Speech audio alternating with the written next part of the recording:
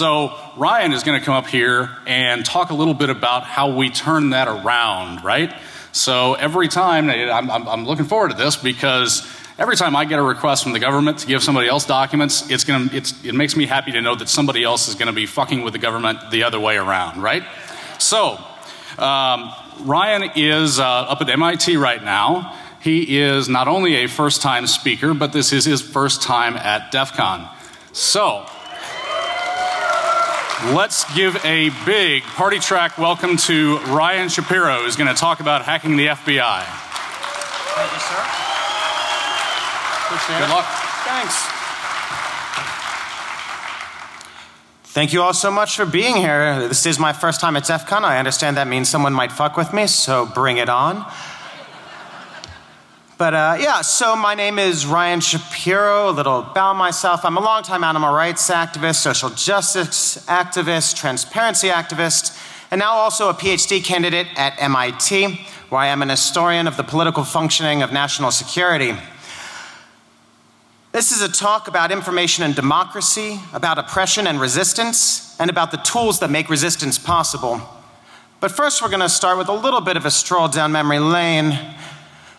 My own, that is. And so I've always liked animals, even as a little kid, nothing political about it. Here I am as a little kid with a goat. Around the time I was 12, I got into radical politics, especially through punk rock. Here I am in 8th grade. This is like 88 or something. And around that same time, I started thinking about animals in more political terms. And I decided to go vegetarian. And really, for me, it was about justice. I have a healthy self-esteem, but the idea that another living being should lose his or her entire life merely to satisfy 20 or 30 minutes of my whim seemed unjust to me, and so I stopped eating animals. I didn't know anything about it, how animals are treated. I just stopped. A few years later, I moved to New York to go to NYU, and around that same time, I also started learning much more about how animals are actually treated on factory farms, routinely confined in cages so small they can't stand up, turn around, spread their limbs. 9 billion animals every year in the US, 63 billion globally. And around that same time, I went vegan based on what I was learning, and I also started deciding that I could no longer simply not participate in the process. It wasn't enough to simply not pay people to torture and kill animals for me, but I needed to do something about it. And so I co-founded activist campaigns, very aggressive activist campaigns, got arrested really constantly, all the time. This is my first arrest. I'm in the red vans. We have welded steel rebar into steel pipes where we've locked our arms. We're blocking the entrance to the circus so the elephants can't get in, shutting down Ringling Circus. It worked and shut down the circus. They were able to get the elephants to the top of the ramp, though, and held them there until they urinated, so we marinated in elephant piss for a few hours.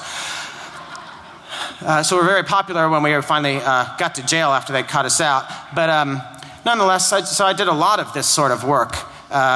Taking over the president of NYU's office to shut down a laboratory where they were forcing chimpanzees to smoke crack. Here I am, after having locked my neck to a first door door. Basically the same thing, but inside a mall. I think the camo pants and tie is a very distinguished look, by the way. And then when the New York police got too good at cutting through these steel pipes that we had locked our arms in, and they got very good at it, we took oil drums and put the steel pipes into the oil drums and then filled those oil drums with concrete. And so now the cops would have to jackhammer through the concrete and then cut through. And then when they got too good at that, we put tar on the concrete, steel fire doors. We've got all that going on here. I got far better at the science of concrete than I ever expected to. You can see it's extremely disruptive when they're trying to cut it out. So these were, at least tactically, very successful techniques. I moved to Hawaii and shut down a captive dolphin facility in a shopping mall and got cetacean, along with a few other activists, got cetacean captivity banned on all of Maui County, which is several islands. Did a bunch of whale hunt sabotaging, which is, I was riding the jet skis in between the gunboats and the whales in order to prevent the whalers from killing the whales. It's me on the boat. And then, so this is 2000, 2001 now. At that time, I moved back from Hawaii to the East Coast, started getting a master's degree in modern American history. And also at that time, I began co-coordinating a year-long undercover investigation of foie gras factory farms. So these are duck factory farms. and the conditions there are the same as factory farms for any other animal. Animals confined in cages so small they can't stand up, turn around, spread their limbs. And this investigation was tremendously successful, and we also openly rescued a number of animals, or liberated or stole, what have you, from these farms. The investigation was very successful. We made a documentary about it. It sparked national and international campaigns, got the sale and production of foie gras banned in the state of California, one of only 2 states that produce foie gras. And we weren't the first people who did this with me. We weren't the first people to do this sort of work. It's not even the first time that we had done this work, but it was the first time that someone was prosecuted for doing it. And so Sarah Jane Blum, this activist on the cover of the documentary here, and I, we were prosecuted. We were charged with felony burglary in the state of New York, 7-year maximum. We didn't expect to get 7 years, but we had lengthy rap sheet in New York, and I don't know, if we were lucky, 6 months, if we were unlucky, 2 years. You know, but it seemed like a fair trade for us. Obviously that would suck, going to prison, right? But it seemed like a fair trade for the sort of work that we're doing. We were really happy with the campaign, and I really just wanted to get my master's done before going to prison, because you know, it's hard to finish a master's from prison. I've helped friends, it's rough. But to our tremendous surprise, we beat the charges against us. We got 40 hours of community service for a group of our choice, which was an animal rights group, so we just got credit for doing what we'd already done. But this left me in a difficult situation. So this is 2004 now, and right about the same time when we beat these charges, there's a tremendous legislative, legal, and prosecutorial shift in the United States. In 2004, the FBI designated the animal rights and environmental movements the leading domestic terror threat in the United States. Leading domestic terror threat, and this isn't just rhetoric, this is about resource allocation. Keep in mind that neither the animal rights nor the environmental movement have ever once physically injured a single person in this country ever, and yet designated the leading domestic terror threats in the United States. Shortly thereafter, there was the passage of the Animal Enterprise Terrorism Act, or AETA, which is a pernicious piece of post 9/11 legislation that explicitly targets animal rights and environmental activists as terrorists. What's that?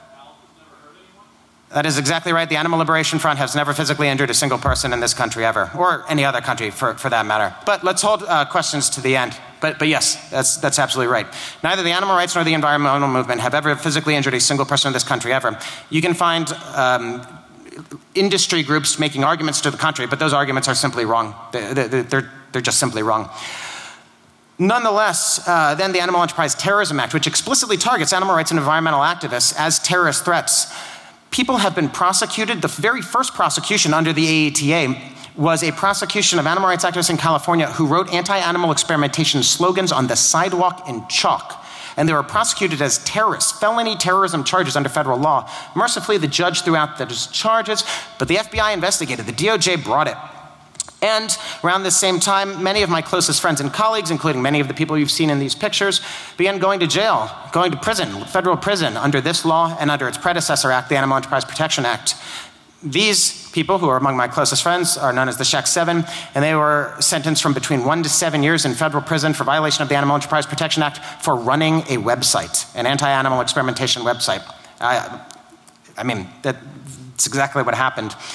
And so I didn't know what to do next. And all of this is what journalist Will Potter has termed the green scare, the disproportionate use of the rhetoric and apparatus of national security to target animal rights and environmental activists. So green scare like the red scare. And if you're interested in more on this, I'd encourage you to check out Will Potter's great book, Green is the New Red, or his blog of the same name, Green is the New Red. He also reports a lot on my work. So I really didn't know what to do next, right? I'd finished my master's degree, and so I wasn't going to do that. And then the entire model of activism that I'd pursued for the previous decade with relative impunity was all of a sudden just completely untenable. It's one thing to go to prison for 6 months or even a year for rescuing many animals and starting international campaigns, but to go to prison to go to federal prison as a terrorist on felony charges for writing on the sidewalk in chalk, it's just not a reasonable exchange. So I didn't know what to do next, and like lots of people who don't know what to do next, I stayed in grad school.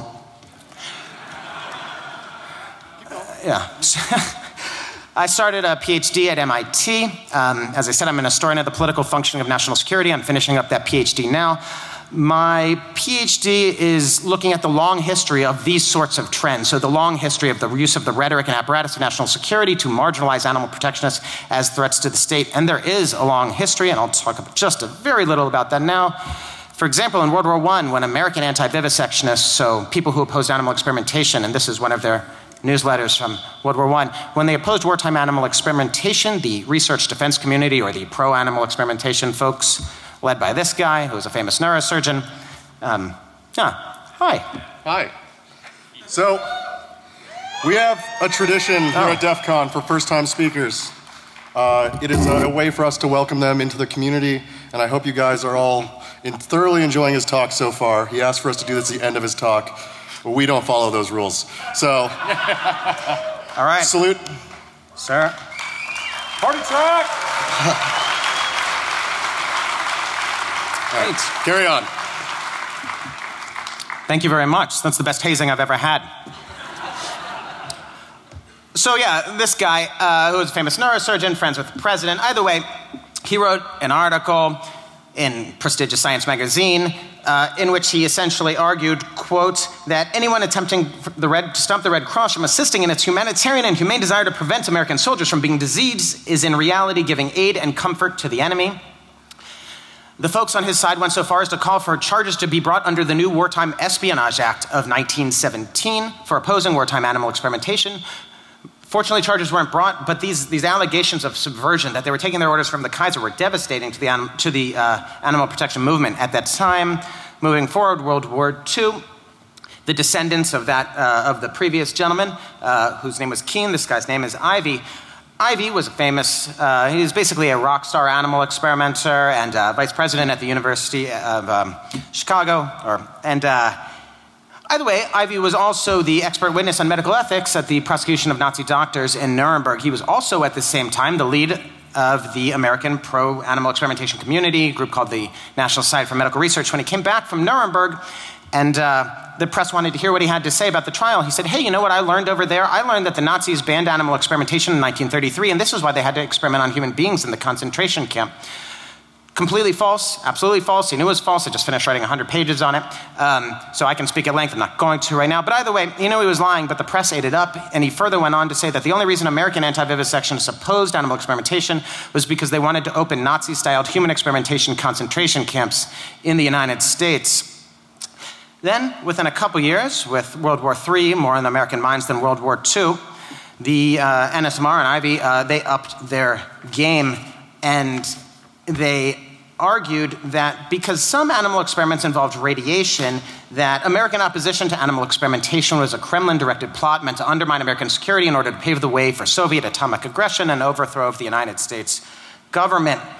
As NSMR argued to the press, and again, these are really famous people. These aren't, a random lobby group. These are tremendously prestigious academics. Time magazine called Ivy the conscience of American science. NSMR argued that, quote, the fanatics who oppose animal experimentation for sentimental reasons are being joined and in some parts led by communists and communist sympathizers interested in sabotaging national defense.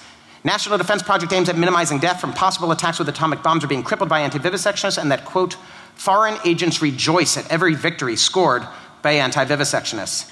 Even the Los Angeles Times concurred, declaring it was, quote, beyond dispute that animal experimentation is necessary to the national defense, and opposition to it plays directly into the hands of the Russian communists and their schemes to overthrow the United States. This is the sort of press that they routinely got. And, these campaigns were tremendously successful. Pittman Moore Pharmaceuticals sponsored this ad, which went even further and said that if good comes from the atomic bomb, we need to thank animals and, more importantly, animal experimentation. And again, these campaigns were devastating. This use of the rhetoric and apparatus of national security to marginalize animal protectionists as threats to the state, absolutely devastating. And there were, by the way, real radiation experiments on animals, but they didn't look like this. They looked like this. This is a live pig and an atomic blast experiment. But we're going to move forward now back from the actual Red Scare period to the Green Scare again. So for the work that I've just gone through, my source base was primarily archival, but it's not like the FBI is going to hand over their documents very kindly to archives around the country so that researchers can go and look and see what's up. And I want to know what's up, right? I want to be able to answer the questions not just from before the 1970s, but I want to understand I want to understand how the animal rights movement first came to the attention of the FBI, how the FBI's understanding of the animal rights movement evolved over time, how they understand the movement as whole and component parts, how they develop infiltrators, and most importantly, how they came to designate the movement the leading domestic terror threat in the country without ever physically injuring a single person ever. And since there was no archival source base, I turned to the only thing that I could think of in order to do this dissertation work, which was the Freedom of Information Act. And I knew very little about FOIA at that time. I knew it existed, and so I submitted a request just to see what would happen. I submitted a request on myself to the FBI, and I got this letter back, which said they didn't have anything. And in addition to being a little surprised, I'll admit to being a little hurt, really. And, you know, but all right, that's fine. A little humiliated, that's fine. So I then submitted a request on Sarah Jane Blum, who you saw, who had also been prosecuted with me. And as opposed to me when I had been arrested that last time for that duck liberation, which was just cops when they came to arrest me. When they came to arrest her, there was an FBI agent involved. So I was very confident that they'd have documents on her. And again, they sent back a letter saying they had nothing. And I was like, wow, that's really strange. And so I submitted another request. This time I was like, all right, I got this now. I submitted a request on a friend of mine, and I knew they would have documents on her. The FBI raided their house. They must have some information on this person. And again, the letter came back, nothing. And so I was like, oh, I get it. I'm being lied to, right? And keep in mind, I mean, I've been involved with, as I said, radical politics since I was 12. So the idea that the FBI is fucked up is not something new to me. However, I guess naively assumed that the FBI's FOIA division might be less mission-driven than its investigative wing. And I realized very quickly, though, that I was wrong. But then it raised this question. The question was how? How was the FBI systematically avoiding compliance with the Freedom of Information Act? How is the leading federal law enforcement agency in the country succeeding in consistently and flagrantly violating federal law, the Freedom of Information Act? And so I became obsessed with mapping out not only the nature and evolution of the FBI's campaigns against the animal rights movement, but also mapping out the precise mechanisms of the FBI's non-compliance with the Freedom of Information Act. And we all have traits that at any given time may prove to be advantageous or detrimental. In this case, my OCD and need for conflict proved to be pretty beneficial. So I just became absolutely obsessed with this, and I started submitting hundreds of FOIA requests, with each request designed not only to produce the requested records about FBI and animal rights matters, but also to determine the precise mechanisms of FBI FOIA non-compliance. So I submit a request. It comes out in the end, and they got nothing. What happens in that black box? How do they get away with it? Part of the problem is historical. In 1974, when Congress amended the Freedom of Information Act to actually target the intelligence agencies, in no small part because of Watergate and COINTELPRO and MKUltra and all the revelations that were coming out at that moment, the intelligence agencies freaked out and they tried to destroy FOIA, and when they failed, they tried to statutorily exempt themselves from it. Some of the agencies had better luck with that than others, and the FBI only had mediocre luck, and so they had to come up with who knows how many dirty tricks in order to avoid compliance with FOIA. And I was seeking to figure out what those tricks were, but it was very difficult to do that because the information was secret, and the primary tool we would have to do it was to use FOIA. So it was something of a challenge. So I began submitting hundreds of requests. I analyzed and compared hundreds of their responses. I thought of it as a process akin to trying to map out the bottom of the ocean as a submarine using sonar pings. So even if I got nothing back, document-wise, the manner in which they denied the request was very useful. And over a period of years, just obsessing over this data, a picture began to coalesce. And so I also started submitting FOIA requests about the processing of my FOIA requests, so FOIA requests about how they actually failed to comply with the previous request. That's a very successful strategy, and now, as a result, they have a policy where they refuse to comply with FOIA requests about FOIA requests. And so I have a lawsuit against the FBI right now challenging their policy about not complying with FOIA requests about FOIA requests. I also scoured case law for information about FBI FOIA operations. I scoured FBI litigation declarations for information on FBI FOIA operations. As I said, an obsessive amount of work over a period of years. And in the process, two things became very apparent. One, the FBI does nearly everything in its power to avoid compliance with the Freedom of Information Act. Indeed, if FOIA work with some agencies is akin to trying to get customer service from a giant telecom over a holiday weekend, it's going to suck, it's going to take a long time, you're going to be frustrated and hate it, but in the end you might get something and it'll be all right.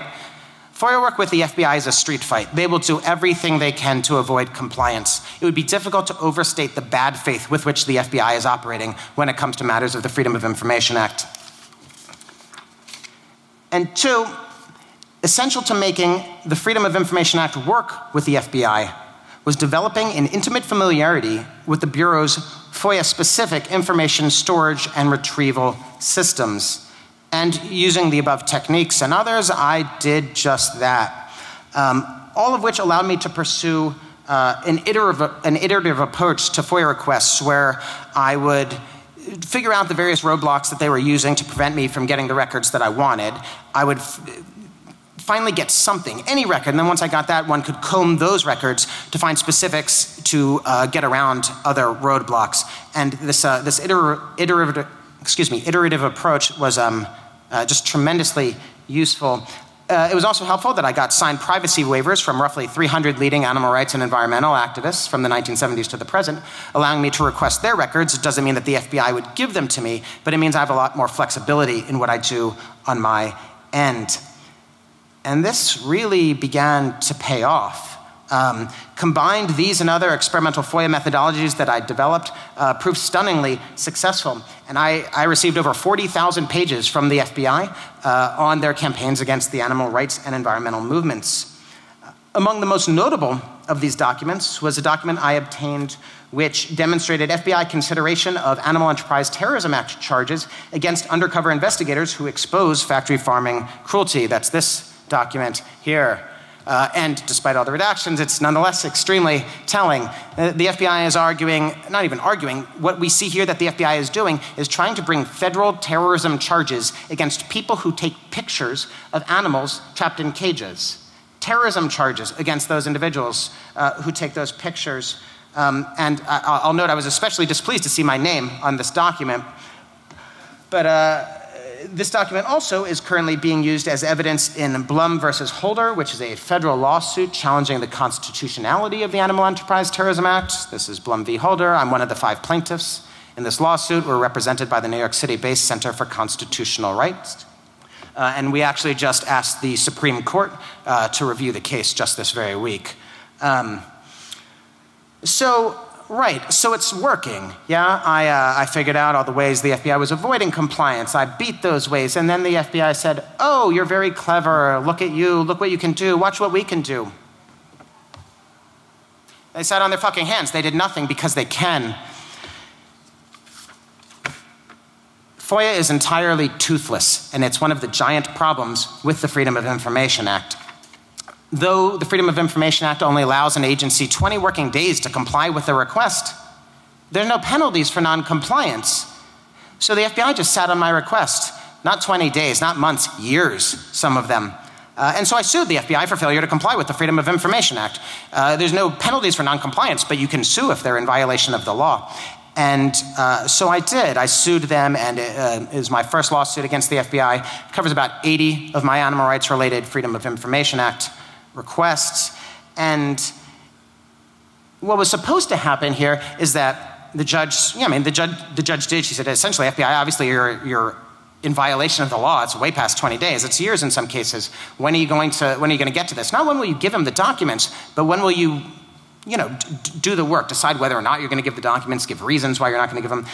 And instead, the FBI responded by invoking what's considered the nuclear option in a FOIA case, which is called an Open America stay, which is kind of just an extreme delay, which is essentially a total exemption from FOIA for a specified period of time.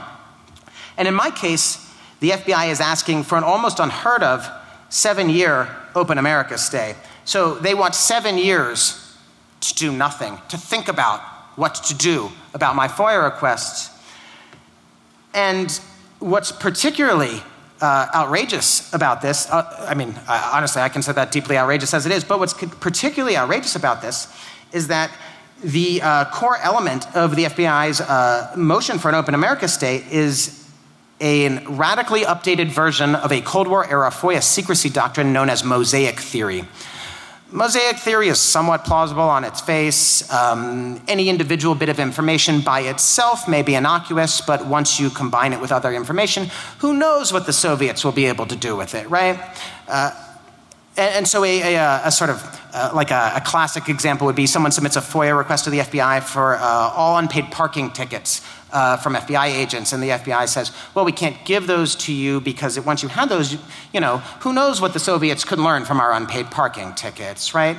And again, it's sort of plausible on its face a little bit, but not really. No information is understood in a vacuum. All information is understood mosaically. But nonetheless, and mosaic theory had actually been in disuse by the time that my case came around. But not only did the FBI bring it back, is bringing it back, but they are doing so in a radically updated version. Old mosaic theory is specific to the document. It's at the document level. We cannot give you this document because we don't know what you're going to combine it with. In this case, the FBI is arguing not at the document level, but at the universe of knowledge level. We can't decide whether or not to give you these records that you've requested, which is about 350,000 pages in this lawsuit. We can't decide whether or not to give you these pages because of the universe of knowledge that exists outside of them. So we need to think about each of these pages in relation to every other document that exists in the public record about the FBI, that the FBI has about the animal rights movement, that someone else might request about the animal rights movement. So it's not we can't give you document X because mosaic, it's we can't process these requests because we have to think about the entire universe of knowledge before we do. And by the way, that universe of knowledge is always updating, so it's going to take us a while. I mean, it's just like it is a flatly outrageous move. And worse, at the core of all of this is a supposed national security risk. The FBI is arguing, in order to make this preposterous claim, the FBI is arguing that my dissertation FOIA research methodologies constitute a threat to national security. And which I said, thank you, that's going to look great on the back of the book. But so keep in mind here that the FBI is not arguing that the release of documents, again about 350,000 pages in this case, would be a threat to national security, but rather the FBI is arguing that deciding whether or not to release the documents before 7 years would be a threat to national security. Further, the purported risk to national security posed by my dissertation research, according to the FBI, is ostensibly so grave that the FBI can't even tell us what that risk is. The FBI's primary support for its argument submitted for its argument to subvert these like doubly preposterous contentions is submitted to the court in the form of an ex parte in-camera declaration, which is essentially a secret letter from the terrorism division of the FBI to the judge about why they can't tell us why my dissertation FOIA research about the animal rights movement is such a threat to national security. And it's important to note here that though the FBI, of course, doesn't want damning information coming out about their campaigns against the animal rights movement, it'll be embarrassing for them. That's not really what this is about at all. Their core motivation here is preserving their functional immunity from the Freedom of Information Act. The FBI has viewed political dissent as a security threat since its earliest days. Since J. Edgar Hoover coordinated the Palmer raids right after World War I, J. Edgar Hoover and the FBI has viewed political dissent as a security threat, and ever since the Freedom of Information Act was amended in 1974 to target the FBI has understood the Freedom of Information Act in the very same light. And that's what we have here, an attempted broad-scale end run around FOIA by the FBI. Indeed, the FBI's strategy here is so radical that if the judge accepts it, it could be used to shut down almost anyone's FOIA request. And that's why a host of open government groups, the National Lawyers Guild, Center for Constitutional Rights, National Security Archive, have joined as amici in opposing the FBI's efforts to shut down my dissertation FOIA research. But the FBI is not alone, and what they were really trying to do here is not only, of course they're trying to do an end run around FOIA, they're trying to make sure that essentially, FOIA has never really worked with the FBI for broad-scale research. Every once in a while, someone submits a request. Maybe they'll get something, and they're so thrilled that they got something, they'll think it's a victory, but it's not. For broad-scale research, if you know what you want, you're trying to get a lot of documents, and you want to get it, and the law says you should be able to get it, FOIA has not worked with the FBI on this level. Other agencies, yes, not the FBI. And so the FBI is trying to preserve its functional immunity from the Freedom of Information Act from everyone and from me, but this issue remains on the judge's desk. It's actually been on her desk for 2 years now, whether or not they get this Open America stay on Mosaic issue, on Mosaic theory grounds. We're waiting for a ruling from her now. But this, rather than shutting down my work, I've just dramatically expanded it. I can't do much work on the animal rights movement right now because it's all tied up in this lawsuit. And so I now have a series of non-animal rights related FOIA projects against the FBI and other agencies. I now have over 800 FOIA requests in motion with the FBI, which likely makes me the person with the most ever. I now have 7 lawsuits against the FBI and other agencies for their failure to comply with the Freedom of Information Act, covering hundreds of my requests. And again, the FBI is not alone here in their absolute allergy to transparency. The United States intelligence apparatus more broadly shares this same allergy. And I am targeting this in a series of my other projects. So, for example, I have a FOIA project dealing with Nelson Mandela. So I have FOIA requests to the FBI, the CIA, the DIA, and the NSA on records on Nelson Mandela. I want to know what role the CIA had in Mandela's 1962 arrest, leading to his decades of incarceration for his struggle for racial justice and democracy in South Africa. It's very likely the CIA was intimately involved in that process. I also want to know why Nelson Mandela remained on the US terror watch list until 2008, long after he received the Nobel Prize, a prize from the president, a prize from Congress, and yet on the US terror watch list until 2008. All 4 of these agencies denied my FOIA requests, the FBI, CIA, DIA, and NSA, but the most notable denial was from the NSA. And the NSA refuses to even confirm or deny the existence of records on Mandela, because the mere fact, according to the NSA, of the existence or non-existence of records on Mandela is itself classified in the interest of national security. Further, the NSA also invoked, again, the Espionage Act of 1917 to justify their denial of my request.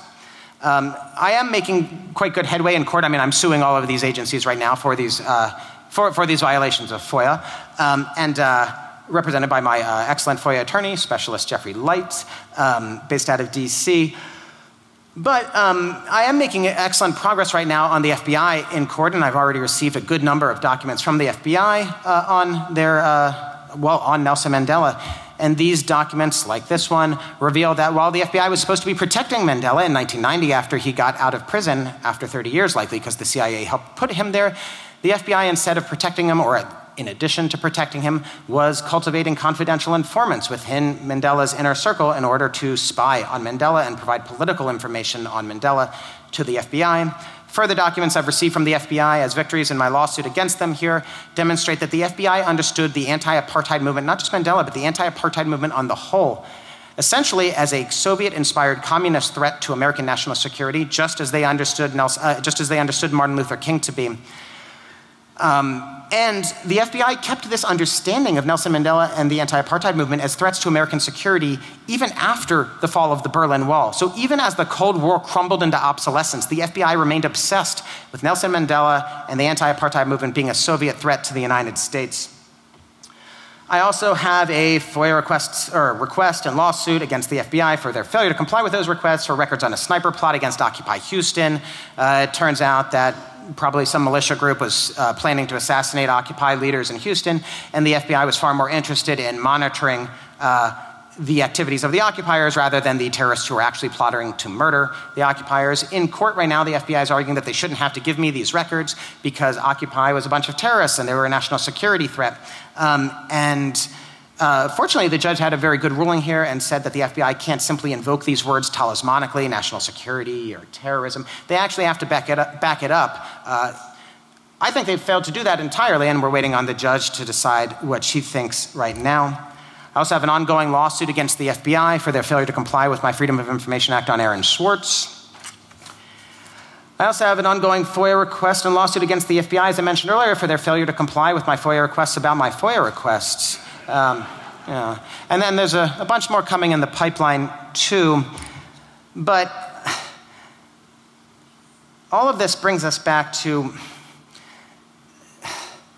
the Freedom of Information Act is one of the most underappreciated elements of the entire American experiment. The notion that the records of government are the property of the people, and all we need to do to get them is to ask for them, is radically democratic. But FOIA is broken. And this is just one element of the ongoing crisis of secrecy we now face. Harvard historian of science, Peter Gallison, has demonstrated that the universe of classified knowledge now exponentially exceeds the universe of published unclassified knowledge, and that this disparity grows by the day. So there is literally exponentially more classified information in the world right now than there is published unclassified information. And classification is just one part of the problem. It's far from the whole of it. Most of the records that I'm seeking from the FBI, such as the 350,000 pages at issue in my Open America animal rights lawsuit with the FBI, they're not classified. The FBI just refuses to give them up. In fact, the FBI and DOJ on the whole invoke classification only about 5% of the time when they're denying FOIA requests. The other 95% of the time, they're just saying, fuck you, no. I mean, they're using one of the other exemptions, but it's not classification. These aren't classified documents. They're just saying no. Secrecy is a cancer on the body of democracy. It is a cancer on the body of democracy, and despite entering office promising to be the most transparent administration ever, the Obama administration has outdone even Bush on this front. The Obama administration has brought more Espionage Act prosecutions of whistleblowers than all previous administrations combined. And as the Associated Press recently reported, the Obama administration has invoked national security to deny FOIA requests more than ever before. The records of government are the property of the people. But as we have seen, these records are consistently withheld from us on the basis of undefined national security concerns. Yet, what do we mean by national security? We need to start asking who we are as a nation and what it means for us to be secure. In the United States since 9/11, depending on how you define the term, roughly a few dozen people have been killed by terrorism. And not including 9/11, since 1970, the number of people killed by terrorism in the United States is about 500. Here's a question for you. According to the Centers for Disease Control, about how many Americans die every year falling out of bed? Any guesses? It's not thousands, but it's a lot. It's 400 up. It's up there, right? Which is still pretty remarkable. Most importantly, that means almost as many people die every year in the United States falling out of beds than have died from terrorism in the United States, excluding 9/11, since 1970. And yet, we don't install surveillance cameras in people's bedrooms. We don't monitor those going in and out of mattress stores. And we don't put heavy sleepers on watch lists. So why are we so willing to sacrifice our most cherished liberties over a vastly smaller threat? Again, what do we mean by national security? As wrote Judge Murray Gurfein in his ruling against the Nixon administration's infamous attempt to prevent the New York Times from publishing the leaked Pentagon Papers, quote, "The security of the nation is not at the ramparts alone. Security also lies in the values of our free institutions." Building upon this ruling, we as a nation need to foster a broader understanding of national security. We need to embrace an understanding in which the security of our nation is best maintained not by secrecy and surveillance and drone strikes, but rather by the free exchange of ideas among an informed citizenry. Such a citizenry is impossible, however, without broad public access to information about the operations of government. In the interest of promoting such a citizenry, all available tools need to be used. I've used FOIA to hack the FBI, but FOIA is broken, and even at its best, FOIA can only go so far. Other forms of information access are now necessary. This can in part be done in the form of heroic whistleblowers and leakers like Snowden and Manning and Ellsberg. However, When FOIA is broken, and when there are sadly not enough whistleblowers to be found, another form of hacking is required to return the records of government to their rightful owners, breaking in and taking those records. And there's a historical precedent here. In 1971, a group calling itself the Citizens Commission to Investigate the FBI broke into an FBI office in Media, Pennsylvania, and liberated the records that informed the world of the FBI's notorious COINTELPRO, or counterintelligence program. This is how we learned of the FBI's illegal and unconstitutional surveillance, suppression, and likely at times murder of anti-war activists, civil rights activists, free speech activists. This is how we learned of J. Edgar Hoover's obsession with Martin Luther King Jr., including his quest to have King kill himself, because Hoover believed King to be a communist threat. And it's because brave individuals broke into this FBI office and stole those records that we knew about this. People then began submitting FOIA requests. Congress began investigating, but none of it could happen without the initial information on which to go. But for better or worse, this sort of break-in is no longer especially viable. Indeed, there is now a need for heroes to straight hack the FBI and other intelligence agencies to liberate the records of government. And I want to be clear, there are very serious consequences. The most serious consequences. I'm calling for violation of the Espionage Act here. So anyone who is even moderately interested in what I'm saying, please take the time to think about what we're talking about here, what I'm talking about here today. Because again, these are deeply serious issues that we're discussing. Any administration will be deeply antagonistic to it, and the present administration is among the most radical in that regard. But in the absence of an adequately workable FOIA or whistleblowers, I argue that such hacking of the FBI and other agencies is essential to the viability of American democracy. And I don't know how to do this sort of hacking. I don't know at all. I'm an historian, not a technologist. Fortunately, however, this is perhaps among the best rooms on the planet to be having this discussion. Not including the FBI agents here to spy on us, and the NSA agents here to recruit you to spy for them. Those in this room possess the incredibly rare combination of ninja technical skills and radical liberation politics to make such an endeavor possible. It's not surprising those in power wish to keep their actions secret. What's surprising is how readily we tolerate it. I'll say it again. The records of government are the property of the people. Reclaim them. Hack the FBI. Thank you.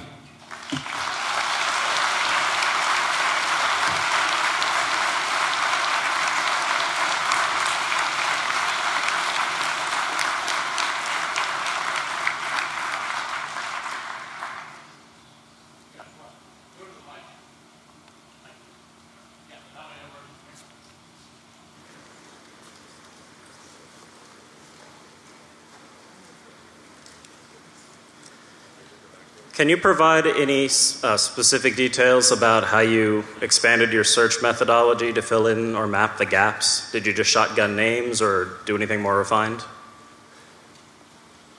Are you asking about how I figured out the gaps or what the gaps themselves actually are? Like how you chose your search terms, basically, to figure out where the gaps were? Or what was known? Sure, absolutely. So, I mean, there are an unknowably large number of things that the FBI does to avoid compliance, so this is only going to speak to some of them. And the FBI is changing it all the time once people figure out what's going on. But sure, and what I'm talking about now, again, is about how to understand FBI non-compliance with the Freedom of Information Act and how I went about figuring out what that was. So, well, for example, let's start with this. When one gets a letter from the FBI, like that letter that I showed you earlier that said, oh, we don't have any records on you, oops, no. And I should mention that I already have some hundreds of pages on me now that I've won from them in the lawsuit. They've been trying to get me on some sort of terrorism charges or another since the mid-90s, and they won't give me a few thousand more of my pages because national security, and that was a few years ago, so who knows how many there are now. But either way, when they send you a letter that says they don't have anything, and most people read it as saying they don't have anything, that's not actually what it says. What it says is we conducted a search of our central record system and were unable to identify main file records responsive to your request. And what that's actually saying is we conducted a search of one database using one search methodology for one file type and didn't find anything. And oops, by the way, we're not going to mention that that's absolutely not the search methodology, not primarily the file type that's likely to produce the requested records, and only one of many databases. And so a lot of what I was doing was simply trying to figure out, it's not a question of using the right terms, right? They're not, the problem isn't that you're not using the right terms. The FBI will try and say that at some times, but it's just completely untrue. The FBI essentially has two information storage and retrieval systems, one for FOIA, one for us, and one for them. And they're very capable of finding the things that they want to find. It's not an issue of them not using the right terms. But because of the way that the FBI has designed their FOIA-specific information storage and retrieval systems, and by the way, that design is designed to fail. It is failure by design, right? How one crafts a search is very important, at least in theory. So I would recommend, if submitting FOIA requests, let's say there's a particular individual on whom you want records, and that individual is related to an activist group, and that activist group has a newsletter, and that activist group has been involved in particular actions, and those actions are against particular targets. Submit requests on all those things, all the things. Request all the things, right? And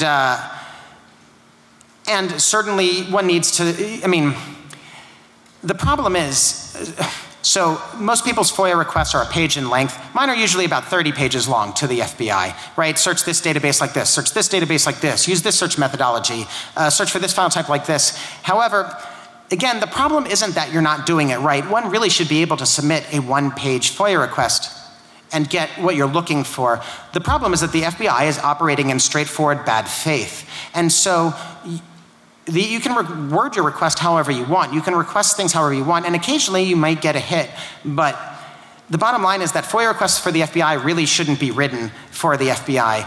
This isn't the case at all agencies, but with the FBI, successful FOIA work almost invariably requires litigation, because the FBI simply is not going to do their job. They're not going to comply with the law. There's no teeth to the law, and they don't want to comply, so why should they? The worst case scenario for them is that you sue, in which case, you know, they don't lose anything other than what they would have given you in the, what they would have just given you without the suit. So unfortunately, successful FOIA work with the FBI frequently requires litigation. So FOIA requests to the FBI ultimately should be written for the judge. There's lots of ways to craft a request such that you have more to work with when you're before a judge, saying the FBI should have done this, this, and this because they had this information. But unfortunately, that there are no penalties for non-compliance means the FBI can basically thumb their nose at requesters until one sues. Other questions? Yeah. Check. Hey. Hi there. Ryan, loved your work for a long time.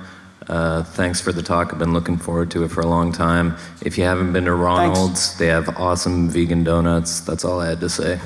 Cheers. Awesome, man. Thank you. I look forward to that. Appreciate it. I'll come to you next. Ryan, hey. So you're a pretty smart guy. I understand the issue about Pandora's box, about the warning. My question is, in regards to hacking and reverse engineering, there's a lot of smart people in this industry who I've been able to be made aware of for 5 years to clarify that even the information that you're requesting, you don't even know if it's the right information that you're going to receive. Thus, the ability for them to alter, change, or modify the information that you're requesting to get.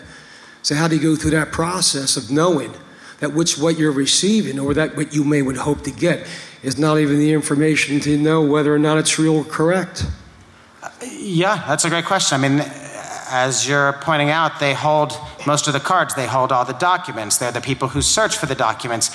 Ideally, if you get it before a court, maybe you can get the documents before the judge, but you still have to get the FBI to bring the documents before the judge. I'm working with the tools that I have. How do I deal with it? As best that I can. I sue them left and right. I stay on it. I submit hundreds and hundreds of requests. There's not a good answer other than the one that I'm advocating here. Hack the FBI. Let's find out. Right? And then we had a question from over here. What changes would I make to the Freedom of Information Act? Is that essentially the question?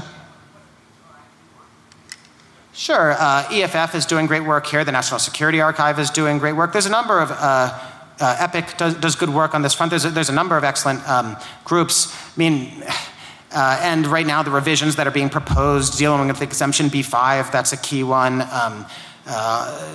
Clarifying the fee waiver language, this is critical. I mean, there are innumerable fixes that could be made, but the number one most important fix from my perspective would be penalties for non-compliance. That there should be some incentive for an agency to not completely flout federal law because they feel like it.